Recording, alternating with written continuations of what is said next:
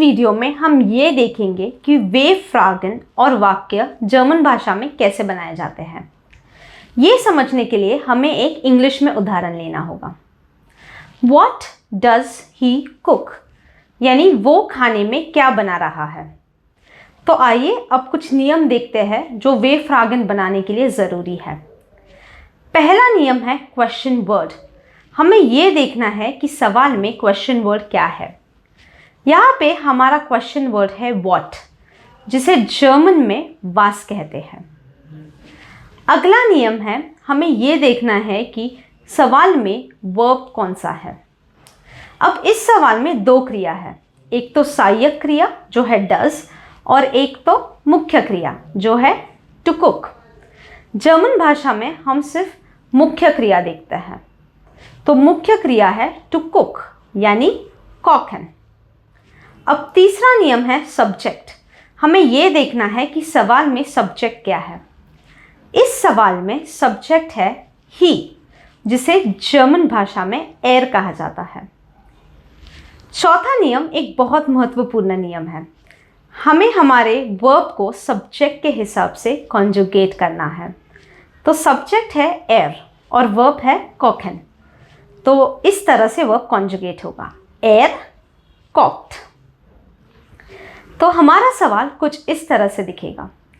पहले स्थान पे आएगा क्वेश्चन वर्ड, दूसरे स्थान पे आएगा मेन कॉन्जुगेटेड वर्ब, तीसरे स्थान पे आएगा सब्जेक्ट और चौथे स्थान पे आएगी अतिरिक्त जानकारी अगर कुछ हुई तो हमारा सवाल होगा was cooked air। आइए अब एक और सवाल देखते हैं। Where do you all play? ये सवाल आप जर्मन भाषा में कैसे बनाओगे? सोचो सोचो। आपने सही पहचाना, सवाल होगा वो spielt ihr। अब हम ये देखेंगे कि जर्मन भाषा में वाक्य कैसे बनाया जाता है। ये समझने के लिए हमें दोबारा एक इंग्लिश में उदाहरण लेना होगा। I eat noodles on Sunday। ये वाक्य आप जर्मन में कैसे बनाएंगे? तो आइए कुछ नियम देखते हैं। पहला नियम है सब्जेक्ट। आपको ये देखना है कि वाक्य में सब्जेक्ट क्या है। इस वाक्य में सब्जेक्ट है आई यानी इश। दूसरा नियम है वर्ब। आपको ये देखना है कि वाक्य में मुख्य क्रिया क्या है।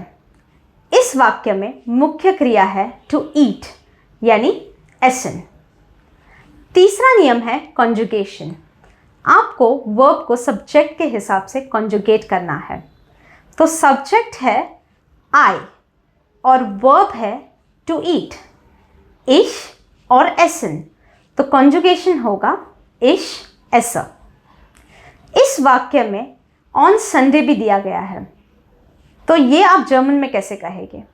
ऑन संडे यानी आम ज़ॉन्टाग। तो आपका वाक्य कुछ इस तरह दिखेगा। पहले स्थान पे होगा टाइमिंग या फिर सब्जेक्ट, दूसरे स्थान पे आएगा वर्ब, तीसरे स्थान पे आएगा टाइमिंग या फिर सब्जेक्ट और चौथे स्थान पे आएगा एक्स्ट्रा इन्फॉर्मेशन अगर कोई वाक्य में होगी तो ये वाक्य आप दो तरीके से लिख सकते हैं। पहला तरीका है Am Sonntag esse ich Nudeln। दूसरा तरीका है Ich esse am Sonntag Nudeln। अगर आप इन दो वाक्यों की तुलना करते हैं तो आपको एक चीज़ सिमिलर दिखेगी। जो मेन वर्ब है वो हमेशा दूसरे स्थान पे आता है और वो हमेशा सब्जेक्ट के बाद या फिर पहले लिखा जाता है, लेकिन हम उसे सब्जेक्ट से अलग नहीं कर सकते। टाइमिंग्स हम पहले या फिर तीसरे स्थान पे लिख सकते हैं। अगर आप टाइमिंग्स वर्ब के पहले लिखते हैं तो सब्जेक्ट वर्ब के बाद आएगा, जैसे पहले तरीके में दिया गया है, और अगर आप टाइमिंग्स वर्ब के बाद लिखते हैं तो सब्जेक्ट वर्ब के पहले आएगा, जैसे दूसरे तरीके में दिया गया है। अब एक और उदाहरण देखते हैं। We order a pizza. ये वाक्य जर्मन भाषा में कैसे होगा? सोचो सोचो। तो नियमों के अनुसार ये वाक्य होगा Wir bestellen eine Pizza। तो आपको ये सवाल और वाक्य बनाते वक्त दो चीज़ें याद रखनी है। पहली, वर्ब हमेशा कॉन्जुगेटेड फॉर्म में दूसरे स्थान पे आता है, और दूसरी, वर्ब और सब्जेक्ट को आप कभी भी सेपरेट नहीं कर सकते। सब्जेक्ट ये वर्ब के पहले आ सकता है या फिर वर्ब के बाद में, लेकिन वो वर्ब से कभी भी सेपरेट नहीं होगा।